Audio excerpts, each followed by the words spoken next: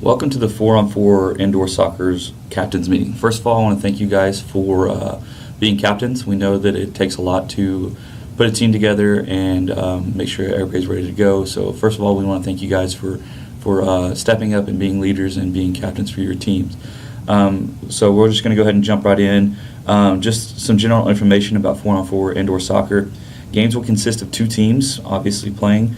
There will be 4 players on each team. That includes a goalie. If you're playing co-rec, you need to have 2 women on the court at all times. Games can start with just 3 players. Equipment and facilities, all games will be played in Cunningham Hall. We'll be playing in one of the gyms, and we'll make that known to you the day of the event. Time regulations, there will consist of 2 15-minute halves, and in between the halves there will be a 5-minute intermission or halftime. The clock will run continuously with the exceptions of injuries and if the referee stops the time. Overtime will be determined by a shootout.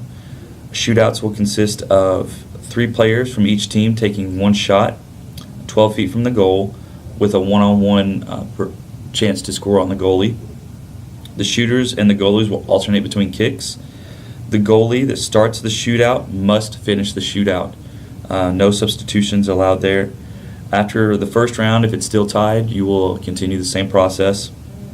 The players that are on the court must be the ones that participate in the shootout at the end of regulation. In a co-rec game, a woman must alternate every other shootout kick. The home team will kick first, and the referee will choose which goal to kick into. Scoring. Goals may not be scored by a player directly from a kickoff, indirect free kick, kick in, on a free kick into a team's own goal, and on a goal throw. There is a mercy rule. The mercy rule is after, if one team is up in the second half by more than 10, play is stopped after the 10th goal is scored. That is the end of the game. So when you get to 10 in the second half, the game is over, and the mercy rule will be in effect. Substitutions. All substitutions will be made on the fly at any time. The player being substituted for must be completely off the floor before the substitute can enter. In the case of a goalie substitution, they must notify the referee that they are being substituted for. A team that has a player ejected from the game must play a player down the whole time, the rest of the game. Kickoff. The choice of ends will be determined by paper, rock, scissors. At halftime, the teams will switch ends. All players on the team which is not kicking off shall be at least 3 yards away from the ball until it is kicked. The ball must move forward. If it does not move forward, then it is repeated.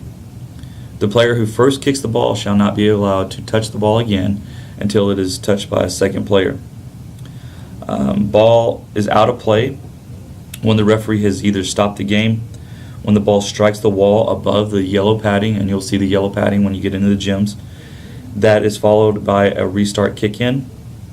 It is also out of bounds if it is touched or interfered with by a player on the bench area or penalty area. Then you start with a goal kick or corner kick. The ball hits the ceiling, lighting, or basketball goals. It is a restart indirect kick where this happens at. When the ball is stuck behind the goal, you also get a restart by the goalie throw-in. If you guys have any other questions about this, please feel free to come by the office in Cunningham Hall 111 or call the office at 785-628-4373. Let's have fun. That's what this is about. We want to make this as fun for you guys as we possibly can, but also be safe and be respectful to each other. So if you have any questions, again, please stop by the office. And again, thank you guys so much for participating in indoor soccer. We hope that you guys have a great time. And again, thank you so much.